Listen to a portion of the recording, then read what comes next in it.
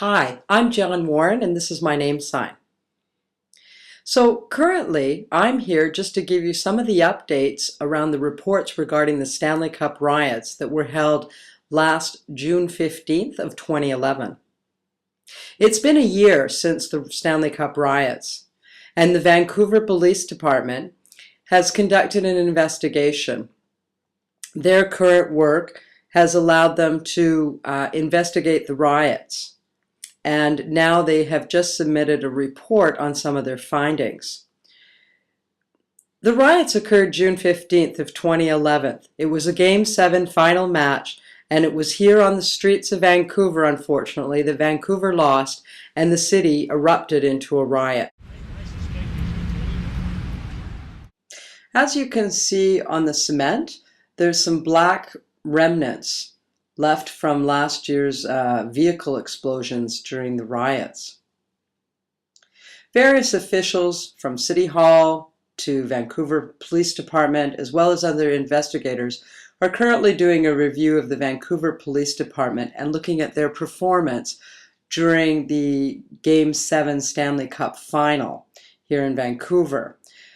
Although they praised their heroic measures in terms of the job that they had to do in protecting crowd control, the unfortunate part is that the review found that reinforcements, unfortunately, had arrived too late to control an unpredictable crowd of approximately 155,000 people. Police departments struggled with that evening trying to protect the crowd, but sure enough, it erupted into a riot due to at least 1,000 people who were influenced by the use of alcohol. I'm going to talk about Seymour Street in a minute, which was one of the worst areas that was damaged.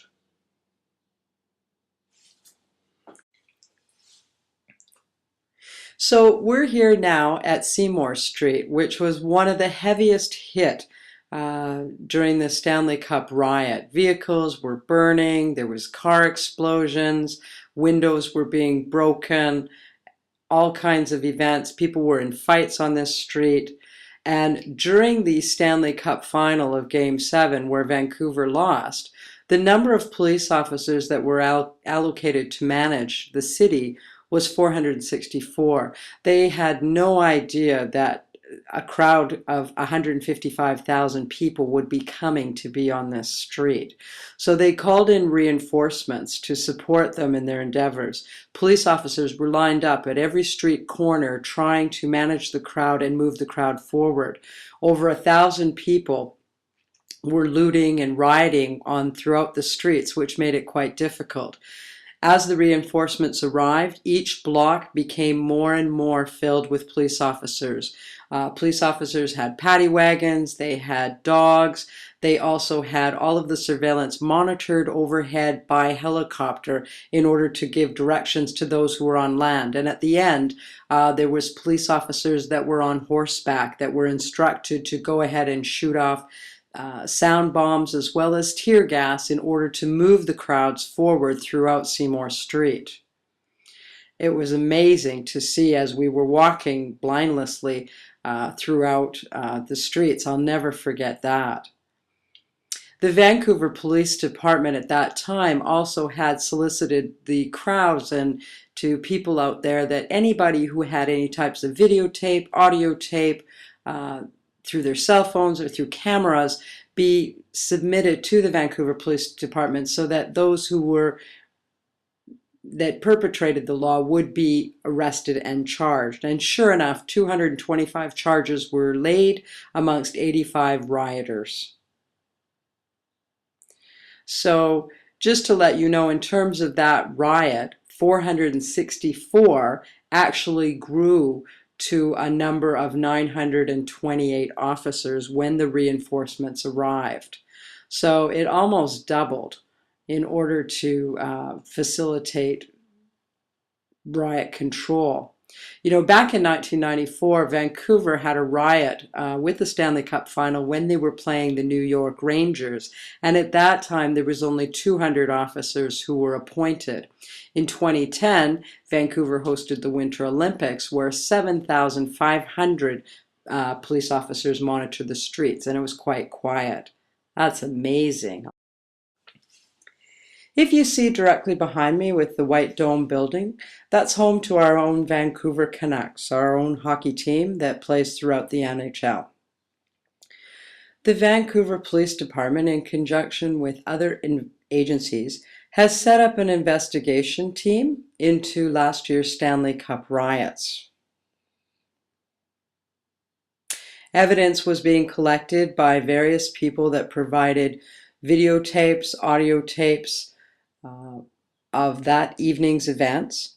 And the Vancouver Police Department have also purchased a new forensic video lab, which cost $500,000 in order to be able to identify some of the perpetrators. So, for example, facial recognition on various programs that allows them to charge those as evidence comes forth. That wasn't the only expense from the Vancouver Police Department. The 68 full-time officers that are working with the task force also received $7 million in salaries. And in addition to that, the damage that was done that evening was just over $3 million. So when you total up all those costs as well as the court costs for those people that have been arrested, the costs are growing at an alarming rate. So if you do the math, figure it out. How much is the Vancouver riot actually going to cost us?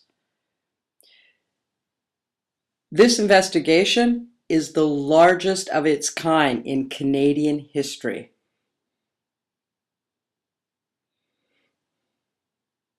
Can you imagine?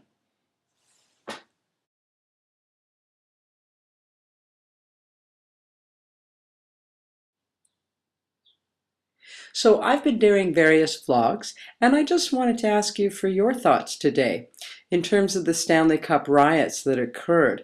Any thoughts on it? Sure. I think my opinion in terms of what caused the riots, prior to the Olympics, it seemed that we had a lot of individuals who were homeless, that were on the streets, and government made a lot of promises and never fell through with those promises. And I think that kind of violated some of their rights and made people feel oppressed.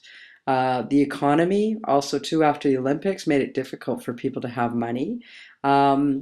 Maybe people not having employment opportunities contributed to people's rage. And when the Stanley Cup game was on and we lost, I think that might have caused even more people to get angry. I mean, that's just my opinion. Yeah, actually, that's interesting because I do remember somebody talking about the effects of social media, using things like YouTube and Facebook, and people egging people on, and sure enough, starting a riot. Now, do you think that people those posted of those things are angry people, or people on social assistance, or people that are enraged and wanted to get government attention? That's possible. I think so. We also know that there was people that were heavily induced with alcohol and also acted out, and some obviously wanted attention, of course. But then, we also know that there's those who like to seek out that attention. Well, I think anybody under the influence of alcohol, of course, gets angry. I mean, you do act out. That's quite normal. And if you've already been angry, being induced just makes it even worse. I'm not sure what the solution is, but I think we have to just keep investigating and find out. Is the blame the people that actually rioted, or is it the powers that be with government and how they handled the situation? I think there's lots of things that happen. That's right. So that's our thoughts for today. And these are just our thoughts.